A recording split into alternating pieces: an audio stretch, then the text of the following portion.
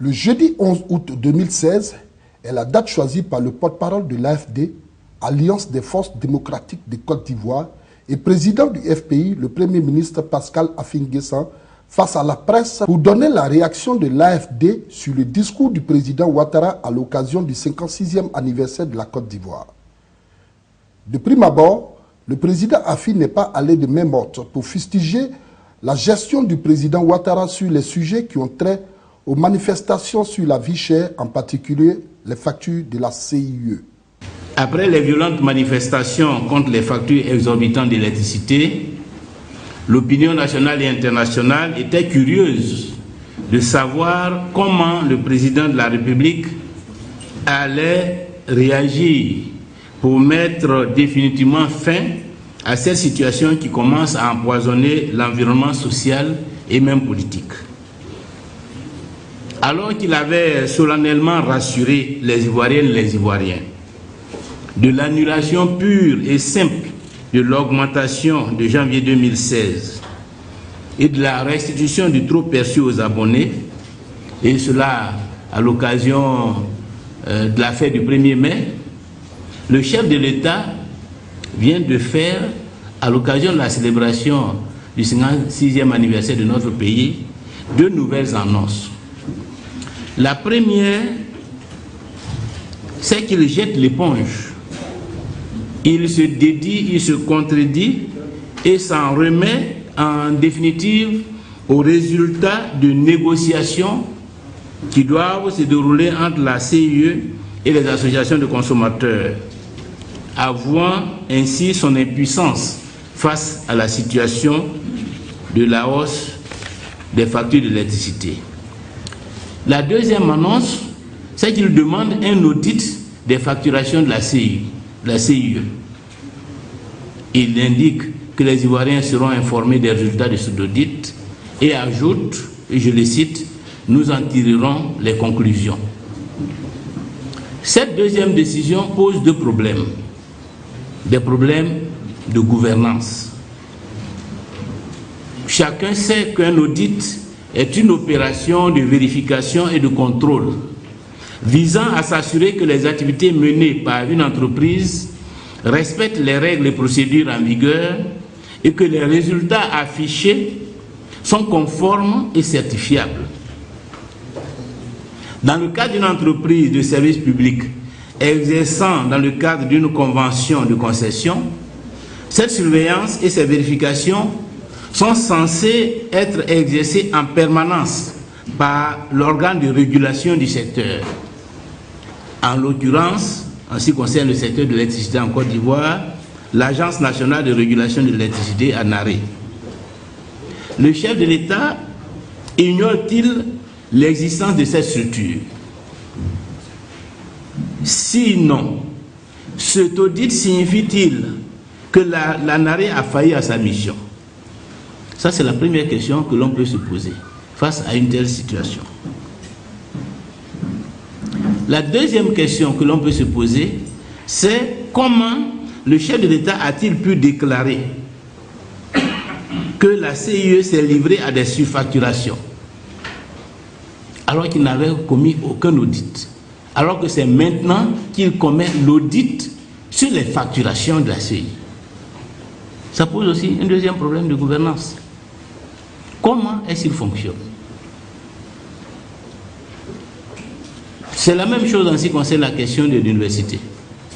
Par rapport aux multiples problèmes qui ont été soulevés par les étudiants, aux revendications légitimes qui motivent les manifestations que l'on a enregistrées à l'université, le chef de l'État n'a eu comme réponse que deux nominations. La nomination du président de l'université, Félix Houphouët-Boigny de Cocody, décision d'ailleurs illégale, puisqu'il y a une loi qui organise les universités, et cette loi indique clairement que le président de l'université est élu à une assemblée composée d'enseignants, de représentants de l'administration et des syndicats d'étudiants. La deuxième décision, c'est la nomination de la directrice générale du CROU. Voyez-vous, chers amis, je ne sais pas en quoi ces deux nominations vont régler les problèmes académiques, vont régler les problèmes de cité universitaire, de transport des étudiants, de bourse des étudiants, etc., etc.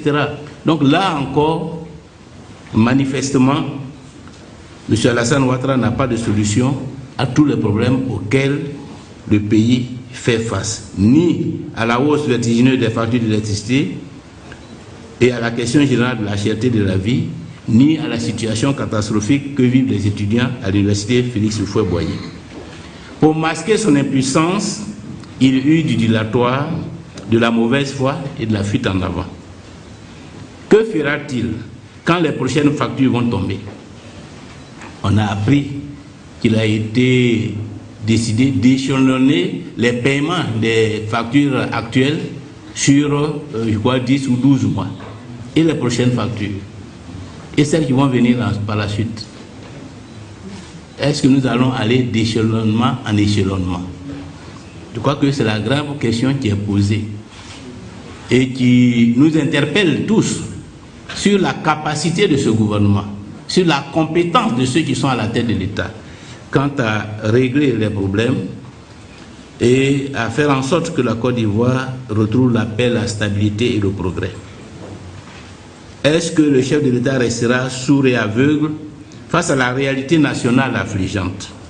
Continuera-t-il de se débattre tout seul, ayant concentré toutes les responsabilités entre ses mains, ses seules mains, et vider les ministères et les administrations compétentes de leur substance?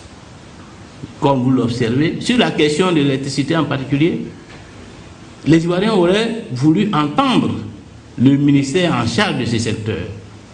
Mais vous l'avez constaté, depuis cette crise de l'électricité, ce ministère est silencieux comme une cape, parce que la question est transférée ailleurs, parce que ce ministère est vidé de sa substance, qui ne sert à rien, et que c'est le chef de l'État, lui seul, qui fait tout, qui fait la pluie et le beau temps, qui a concentré, comme je l'ai indiqué, au niveau de son cabinet, toutes les compétences administratives. Tout est aujourd'hui politisé, clanisé, et donc les solutions ne peuvent être que par tâtonnement. Il s'est en outre prononcé sur les projets de la nouvelle constitution du président Ouattara, selon ses dires, car cette décision, selon lui, n'a pas l'assentiment de la grande frange des Ivoiriens. Par des déclarations mensongères, le chef de l'État a tenté de faire croire que, et je le cite, les bases de cette nouvelle constitution ont été acceptées de façon consensuelle par toutes les forces vives de la nation dans les différents accords politiques signés, notamment ceux de l'Inès Marcoussi. Je ferme la parenthèse. Depuis 2002, personnellement, je suis un acteur de premier plan de la vie politique en Côte d'Ivoire.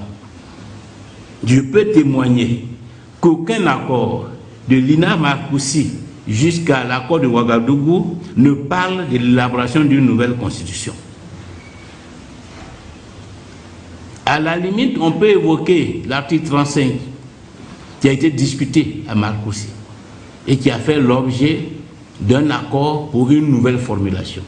Mais à aucun moment et en aucun endroit, il a été dit que nous devons élaborer une nouvelle constitution et que le chef de l'État devrait en prendre la direction.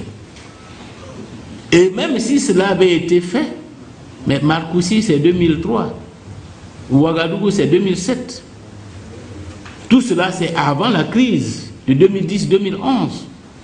Cela signifie que de nouveaux événements invitent la classe politique à s'entendre, à engager des discussions pour engager cette réforme-là dans un cadre consensuel. Et pourquoi donc toute l'opposition se mobiliserait-elle contre ce projet si un consensus était dégagé sur son opportunité et son contenu? Au contraire, c'est la démarche unilatérale, autoritaire, illégale et illégitime du chef de l'État qui motive l'opposition au projet de nouvelle constitution. L'opposition refuse la prise en otage du projet par le chef de l'État et son comité d'experts. Si, comme il le proclame, dans son discours du 7 août, et je le cite, sa volonté est que ce nouveau contrat social soit le plus inclusif et le plus consensuel possible. Fin de citation. Qu'il accepte la mise en place d'une assemblée ou d'une commission représentative des forces vives de la nation pour, et je le cite encore, écrire ces nouvelles pages de notre histoire, l'histoire d'un nouveau contrat social qui s'adapte aux réalités de notre pays et aux nouveaux défis auxquels nous devons faire face. Fin de citation.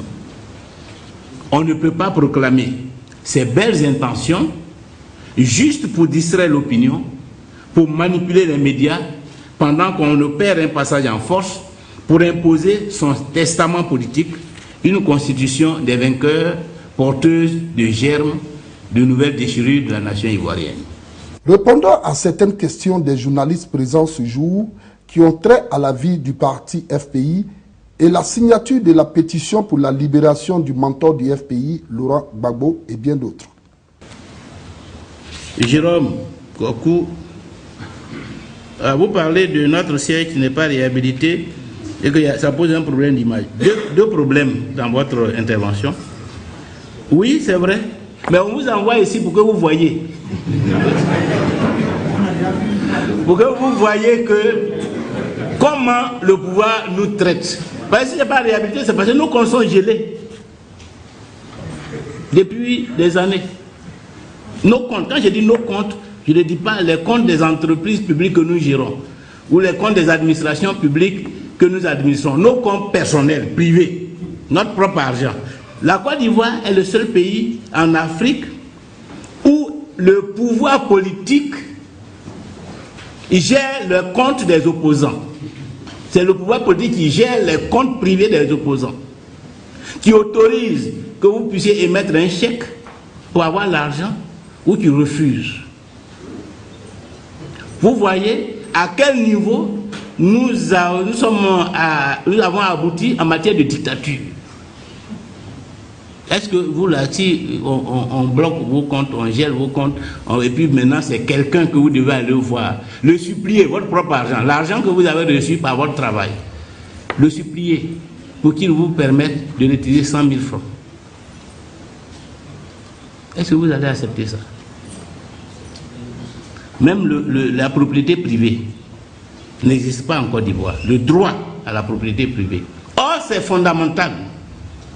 Il y a un des piliers de la République. Et la Constitution proclame le caractère sacré du droit à la propriété. Mais ça, ce n'est pas reconnu en Côte d'Ivoire. Si vous êtes un cadre de l'opposition, c'est le pouvoir qui gère vos comptes. Et depuis 6 ans, des gens, ils ont l'argent sur leur compte bancaire, mais ils n'ont pas le droit d'y toucher. On ne leur dit pas qu'ils ont volé l'argent. On reconnaît que c'est pour eux. Mais parce qu'ils sont dans l'opposition, parce qu'ils n'ont pas les moyens de faire autrement, on leur interdit d'accéder à leur compte, de faire des retraits sur leur compte bancaire pour soigner, pour mettre leurs enfants à l'école, pour soigner leur famille, pour se nourrir, pour réhabiliter leur maison et pour contribuer à faire fonctionner leur parti. Et c'est pourquoi nous sommes là. Est-ce qu'on acceptera de rencontrer le comité des experts? Non. Nous là, qu'est-ce qu'on va faire avec le comité des experts? Est-ce que c'est nous qui les avons mis au travail? On ne connaît pas le comité des experts. Ils n'ont qu'à donner leur expertise à Ouattara. Qu'ils aident Ouattara à rédiger sa constitution des vainqueurs, son testament politique.